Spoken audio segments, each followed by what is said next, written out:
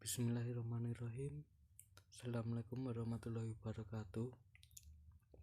Di sini kami dari kelompok 2 yang beranggotakan Meta Fitriner Aini NIM 195221154.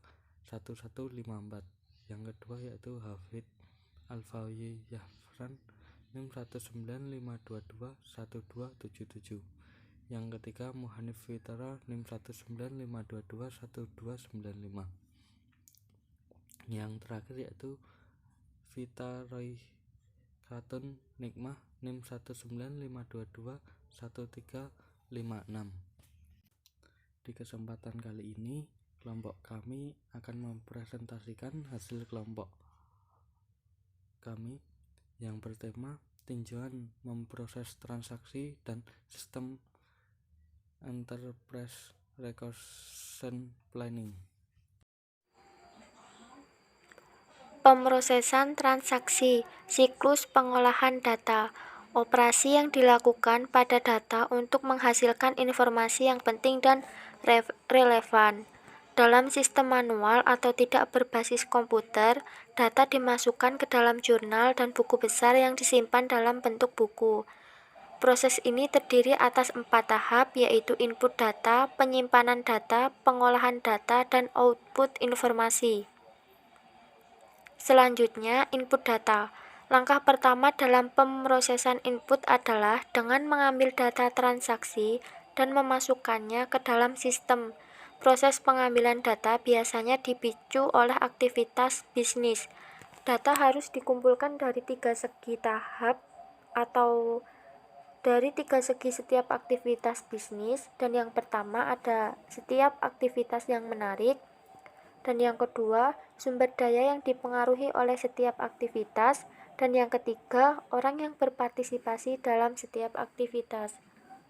Secara historis, sebagian besar bisnis menggunakan dokumen sumber kertas untuk mengumpulkan data mengenai aktivitas bisnis mereka. Selanjutnya, dokumen turnaround adalah output perusahaan untuk pihak eksternal yang seringkali menambahkan data ke dokumen dan kemudian mengembalikan ke perusahaan sebagai dokumen input.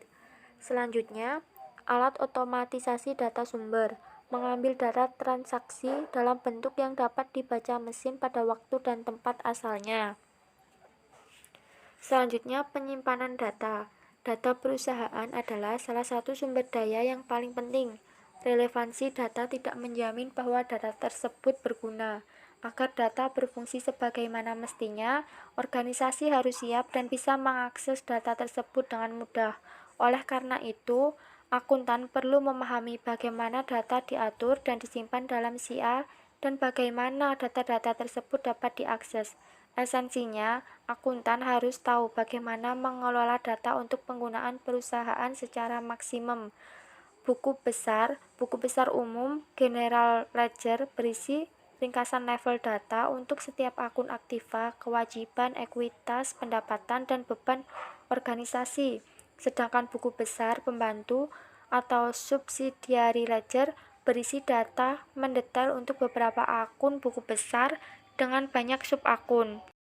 Teknik pengkodean. Pengodean atau coding adalah penetapan sistematis dari angka atau huruf pada item untuk mengklasifikasi dan mengatur item-item tersebut.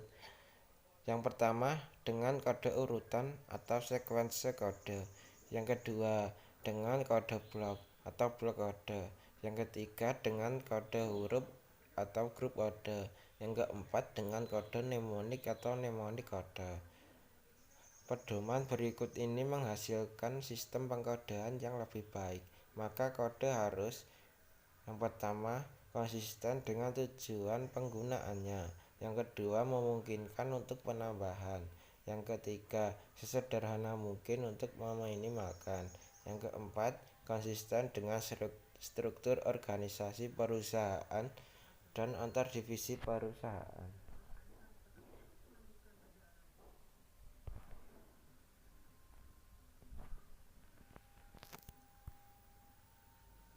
Yang selanjutnya, bahan akun. Bahan akun merupakan daftar angka yang ditetapkan untuk setiap akun buku besar umum. Bagan akun juga mempermudah laporan persiapan dan laporan keuangan, karena data yang disimpan dalam tiap-tiap akun dapat dengan mudah diringkas untuk presentasi. Bagan akun dibuat sesuai dengan sifat dan tujuan organisasi. Yang selanjutnya jurnal. Ada dua jurnal yang disebutkan. Yang pertama jurnal umum atau general journal, digunakan untuk mencatat transaksi yang tidak sering atau tidak rutin seperti pembayaran pinjaman dan penyesuaian akhir periode, dan jurnal penutup. Yang kedua jurnal khusus atau spesialis jurnal, mencatat sejumlah besar transaksi yang berulang seperti penjualan, penerimaan kas, dan pengeluaran kas. Yang selanjutnya jejak audit. Jejak audit atau audit trail adalah jalur transaksi yang dapat ditelusuri melalui sistem pengolahan data dari titik asal ke output final atau mundur dari output final ke titik asal. Jejak audit ini digunakan untuk mencatat keakuratan dan validitas posting buku besar. Konsep penyimpanan berbasis komputer, entitas atau entity, adalah sesuatu mengenai yang disimpan informasinya, seperti karyawan, persediaan, dan pelanggan. Pengolahan data.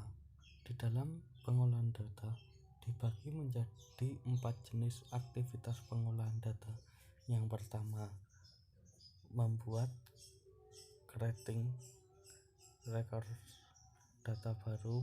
Yang kedua yaitu membaca atau reading, mengambil atau melihat data yang sudah ada. Yang ketiga yaitu memperbarui, updating data yang tersimpan sebelumnya. Yang keempat yaitu menghapus atau deleting data. Pembaharuan yang dilakukan secara periodik disebut sebagai pemproses batch atau batch processing. Memperbarui data saat terjadi transaksi disebut pemrosesan online real time atau online real time processing. Berikutnya yaitu output informasi. Apa itu output informasi? Output informasi yaitu langkah akhir pengolahan data adalah output informasi.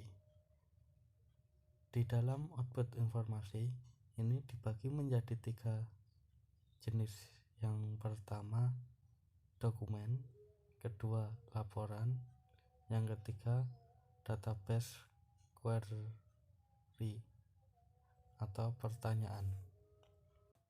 Selanjutnya ada sistem enterprise resource planning.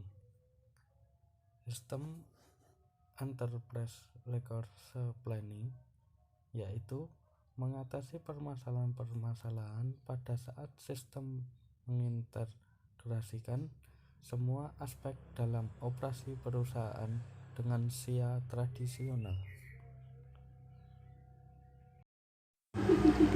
Modul ERP biasanya mencakup sebagai berikut. Yang pertama, keuangan atau yang disebut dengan sistem buku besar dan pelaporan. Yang kedua, sumber daya manusia dan penggajian. Yang ketiga, memesan ke kas atau yang disebut dengan siklus pendapatan. Selanjutnya, membeli untuk membayar atau yang disebut dengan siklus pengeluaran.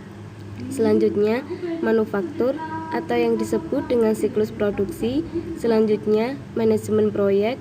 Selanjutnya, manajemen hubungan pelanggan. Dan yang terakhir, alat sistem. Keuntungan ERP. Yang pertama, ERP memberikan tampilan tunggal atas dasar organisasi dan situasi keuangan yang terintegrasi di seluruh perusahaan. Yang kedua, input data diambil sekali. Yang ketiga, manajemen mendapatkan visibilitas yang lebih besar ke dalam area perusahaan. Selanjutnya, organisasi memperoleh pengendalian akses yang lebih baik. Selanjutnya, prosedur dan laporan yang telah distandardisasi antar unit bisnis. Selanjutnya, pelayanan pelanggan meningkat. Dan yang terakhir, pabrik manufaktur menerima pesanan baru secara real time. Kerugian ERP, yang pertama biaya, yang kedua jumlah waktu yang diminta, yang ketiga perubahan proses bisnis, selanjutnya kompleksitas, dan yang terakhir resistansi. Pentingnya pengendalian internal dalam ERP tidak dapat dinyatakan secara berlebihan. Sifat terintegrasi sistem ERP berarti bahwa kecuali setiap item data divalidasi dan dicek untuk akurasi waktu entry awal, kesalahan akan secara otomatis tersebar lewat sistem. Sekian presentasi yang kita bawakan dari kelompok kami. Bila ada salah kata atau perbuatan dari kami minta maaf sebesar-besarnya. Sekian, assalamualaikum warahmatullahi wabarakatuh.